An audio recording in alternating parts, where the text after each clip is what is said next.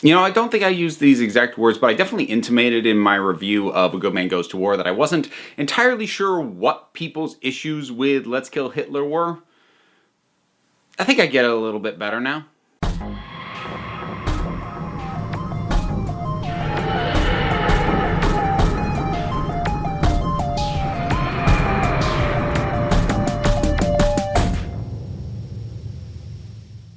Alright everybody, Overdue Doctor Who review, and we have arrived at what is, at least according to some folks, including those in my own comment section, possibly one of the worst ever episodes of Doctor Who, Let's Kill Hitler!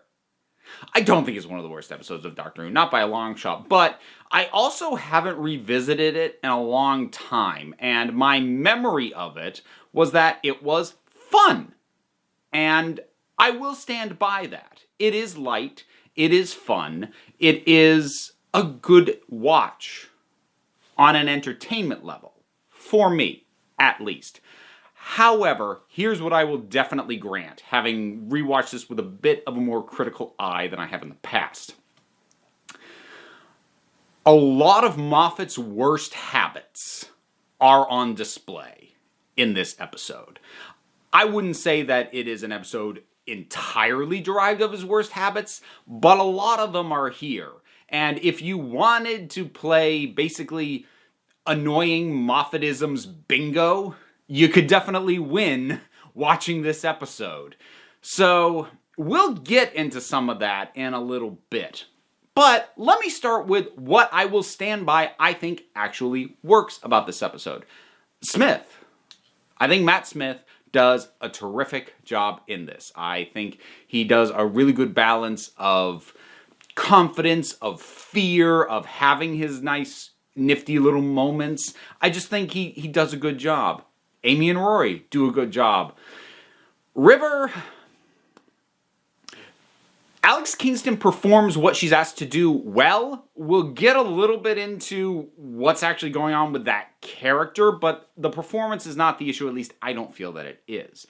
There's a fun adventure vibe to the episode overall that, in a vacuum, in a bubble, looking at the episode by itself, I quite enjoy. I like the lighter feel. I like the let's just lock Hitler in the cupboard, and Riversong's just gonna hop on a motorcycle and tear through Nazis, cause that sounds fun. Like, I enjoy that vibe. That vibe is still a little bit of a problem, though, once you put it into context, especially coming off of A Good Man Goes to War, which ended on a hopeful but very heavy note. And to pick it up with this vibe is a little jarring and a little weird. And then there are things like the Tesselecta, which is a neat idea, but brings with it a lot of problems. So I think we're gonna start getting into it. Because I don't have a ton of individual positives to lay out. Because the general positives, I feel, are the tone is fun, the performances are good. And it's not worth me pointing out specific things, but those are two strengths that I feel run across the episode. So it's not like a good thing happened here and then the rest is bad. No, the good stuff keeps happening across the episode. But if we're going to look at individual elements, we do have to start talking about what doesn't really work. So let's start with Mel's. This was a neat idea, poorly executed. Because there's one of two things that went on with this. Either Moffat didn't have the idea that Mel's was Amy and Rory's childhood friend until very down to the wire of this episode happening. Or he was so confident in his ability to pull it off that he didn't feel the need to plant it any earlier than this. I don't know which is the case. For all intents and purposes, it doesn't really matter. It would probably be unrealistic of me to say Mel's should have been seen as part of Amy and Rory's life from the previous series, Series 5. That's probably unreasonable, because I can pretty much guarantee you the idea hadn't been thought of then. But within the confines of Series 6, it really should have come up. We should have seen her at some point even just as to be there, like as a background during, segments with Amy and Rory, just to establish that she's there, because otherwise it's a classic retcon. Hey, here's what is practically a third member of these Three Musketeers friends that we've never seen or even heard referenced before up to now. It suffers from classic retcon problems, which is that, okay, you're telling me she's always been a part of their lives, but we've never seen it up to this point, and they can try and establish it with this sort of series of flashbacks, which functions in terms of basically an exposition dump, but doesn't mean that the character suddenly works, because as far as viewers are concerned, she comes out of nowhere. She just does. I will say, though, kind of a funny thing that I noticed, the cornfield thing, with that they wrote Doctor in the cornfield, and then Mel's drove straight across. That looked rather like the Doctor Who logo currently being used with the 13th Doctor. I don't know if that was intentional or a complete and utter coincidence, but the dash across the middle made me think of that. That was kind of neat to spot. But the entire planting of Mel's is the kind of thing that only is going to work if it's planned. And if you didn't plan it, trying to make it look like you did, no. You don't sell it. So that's not to say that you can't add in some retcon-y elements. I mean, it's not like Russell T Davies never retconned, and Moffat has done retcons that have worked, but this specific one requires such a leap for how long we've known Amy and Rory, and how many little tastes of their life without and prior to the Doctor we've gotten, and she's never come up. This doesn't work. It just doesn't play. So that's the first sort of Moffatism, is an overstepping retcon. Honestly, in a lot of ways, this episode kind of reminds me of the last episode of Sherlock. Although it doesn't tick me off as much as the last episode of Sherlock did. But I'm seeing a lot of the same sort of similar stuff. These sort of, and it goes back so far. It's like, yeah, but you're only telling me this now, and I spent all these time with these characters, so no, I don't buy that. So there's your first Moffatism. The other one, Moffat has a tendency to get criticized for his female characters. Now, I'm not going to say I'm necessarily a defender of the way he writes female characters. I will say that his approach sometimes works, sometimes doesn't. His approach tends to be very flirty, a bit, some might even argue, over-sexualized as a default for a lot of his female characters. And it's a pattern that he kind of needed to break, which at least for me was a big part of why Bill was such a breath of fresh air in Series 10.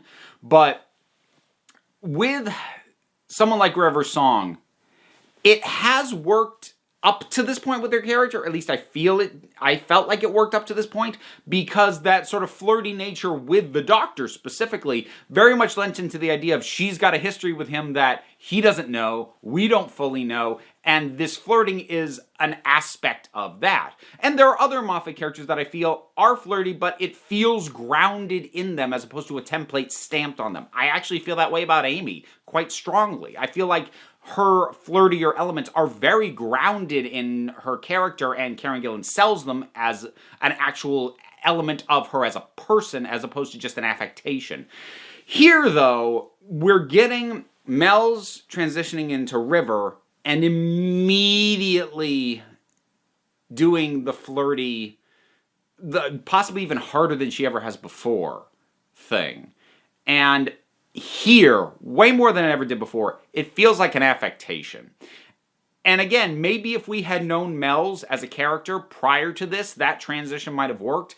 But instead, we basically have a character who we don't know suddenly become a character we do know, who's behaving in a way that, when we've seen it before, felt like it depended on a heavy amount of history, but now we're basically coming into more or less the birth of that character, especially when you take into account that regeneration involves a certain amount of personality shifts. That just means that River is massively flirty as soon as she is born, effectively, and there's something a little off-putting about that. There's something a little bit like, oh, that's not like she found herself and chooses to be that way. It's almost like this is an automatic inherent part of her person. It's baked into her. She can't be any other way. And I'm kind of like, it kind of makes me do that a little bit.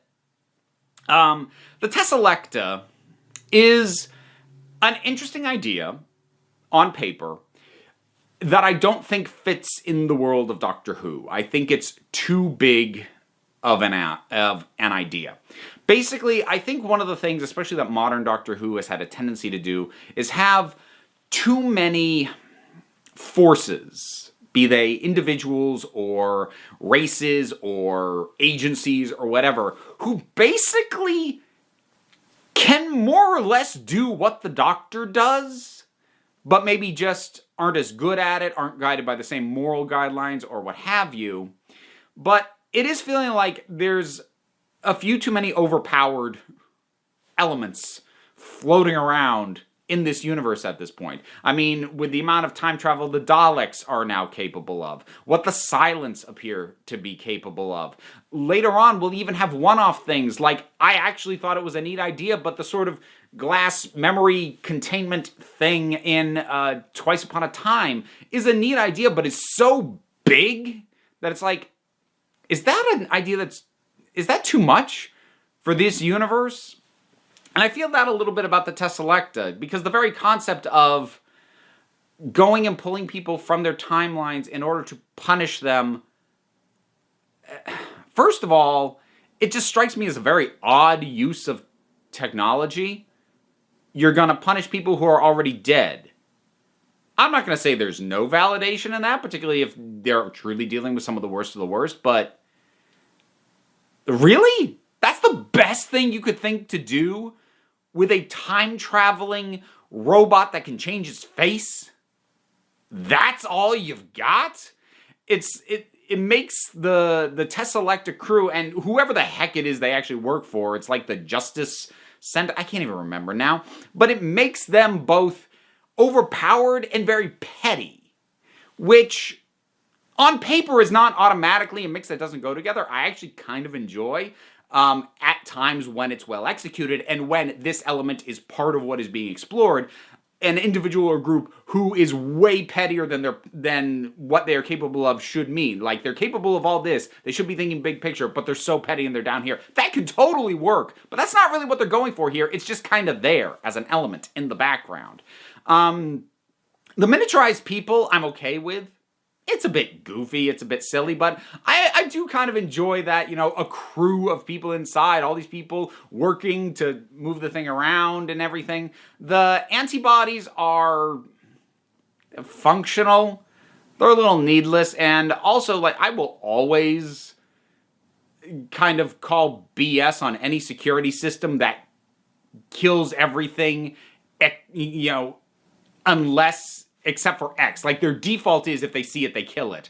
I'm like, that's going to backfire on you. I know it is. Immediately. That's clearly what's going to happen. It's not like they play it as a twist. It's set up, very early on that can and likely will happen. But it just makes it a bit trite. A bit lazy. And I think that's part of the thing. I think that's part of the clash with this episode.